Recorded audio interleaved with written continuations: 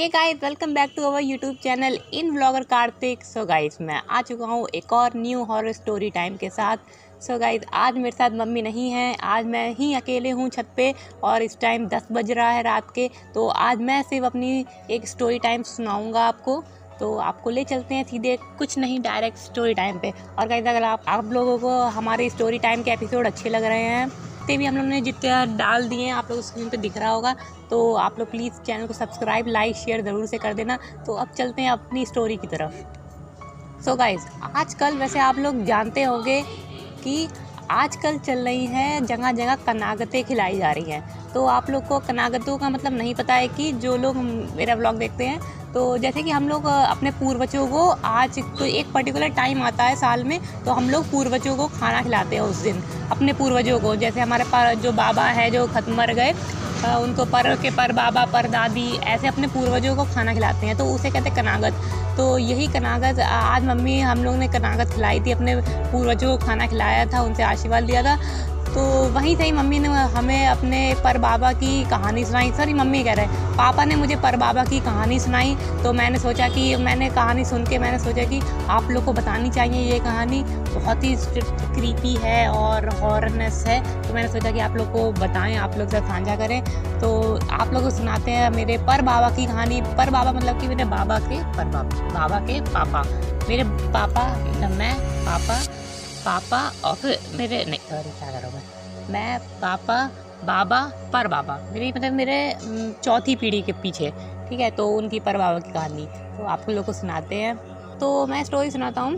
तो जो मेरे पर बाबा थे, जिन नाम है, कैसे लोग अपने पर बाबा का नाम दाख रहे हो तो अनंत राम, पैर छूता हूँ बाबा जी, जहाँ से भी अगर आप लोग मुझे देख रहे हैं तो पैर छूता हूँ आपके, मैं आशीर्वाद देना ऊपर से।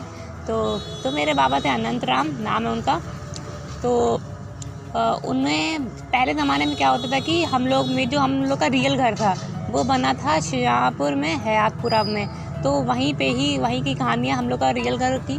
तो फिर मेरे बाबा थे पहलवान, आप लोग जानते होंगे, जो रेसलिंग करते हैं, पहलवान जो रेसलिंग करते हैं, पहलवान बहुत सारे आप लोग ने अखाड़े में देखा होगा। तो मेरे पर बाबा को पहलवानी बहुत पसंद थी। तो हयातपुरा के जस्ट पास में ही हनुमत धाम था, आप लोग तो जानते होंगे जितने भी शाहजहाँपुर के लोग हैं।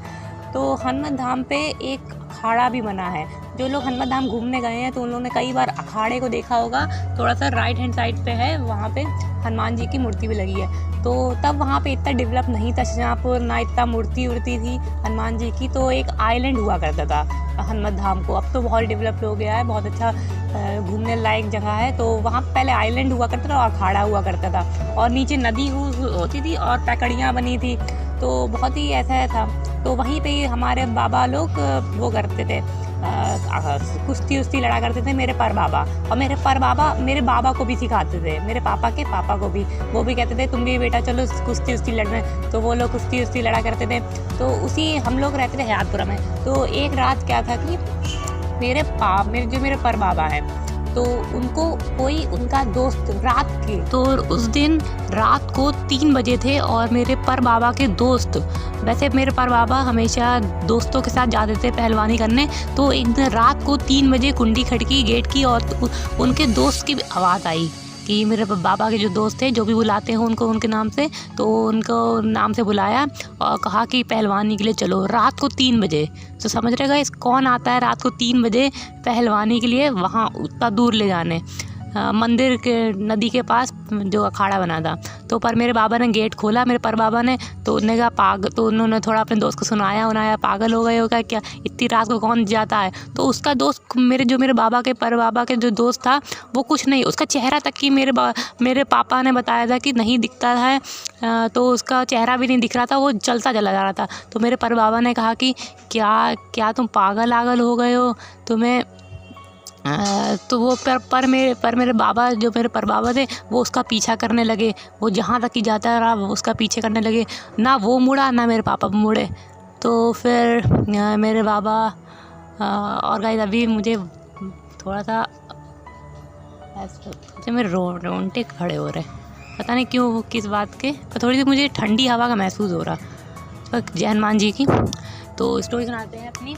हाँ, तो मेरे पर बाबा पीछा करने लगे उस दोस्त का। फिर जब नदी आई तो वहाँ पे जाके नदी पे मेरे जो दोस्त था मेरे पर बाबा का, वो मेरे बाबा को बुलाने लगा, ऐसे हाथ के इशारे से, कोई भी जेस्चर से बुलाने लगा और नीचे आके। पर मेरे बाबा ने उसका चेहरा नहीं देख पा रहे थे और वो मेरे पर बाबा को अपने पास नदी के बुला रहा था। तो फिर और गाइस यार 11 बज रहा है, मेरे को सच्ची बताऊँ यार, मेरे को ठंडी हवा का महसूस हो रहा है, मेरे डर लग रहा है यार आप लोग की स्टोरी सुनाने में, पता नहीं क्यों अच्छा नहीं लग रहा है आज। तो गाइस प्लीज़ चैनल को सब्सक्राइब लाइक कर देना यार वीडियो के लिए। तो गाइस सुनाते हैं स्टोरी। तो वो मेरे पर बाबा को नीचे अपने ओर बुला रहा था, नीचे पैकड़ियों के नीचे। तो जब मेरे पर बाबा जाने लगे तो एकदम से वो बहुत गंदी आवाज़ में, जैसे भूतों की आवाज़ होती है, गंदी आवाज़ में चिल्ला के नदी में कूद गया। और फिर मेरे पर बाबा जल्दी से वो सीढ़ियों पे गिरे और वो जैसे तैसे करके जल्दी घर भागे।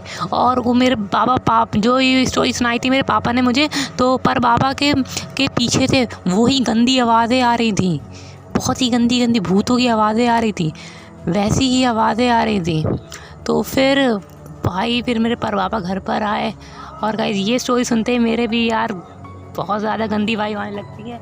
अगर मैं स्टोरी सुना रहा हूँ अकेले छत पे, पर मुझे ऐसा लग रहा है मेरे आजू बाजू है, पता नहीं कोई यार देख रहा है। तो हनुमान जी, जय हनुमान जी, तो प्लीज़ बचाए रहना। और गाइस अभी रात के 11 बज रहे हैं, 11 बज रहे हैं।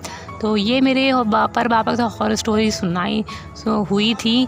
तो अगर आप लोग को थोड़ी सी भी पसंद आई हो तो चैनल को लाइक सब्सक्राइब शेयर ज़रूर से करना। मैं इसलिए जल्दी जा रहा हूँ क्योंकि मैंने अभी पापा के साथ मेरे पापा के साथ 2 व्लॉग शूट करे हैं, ये वाले अभी कर रहा था मैं।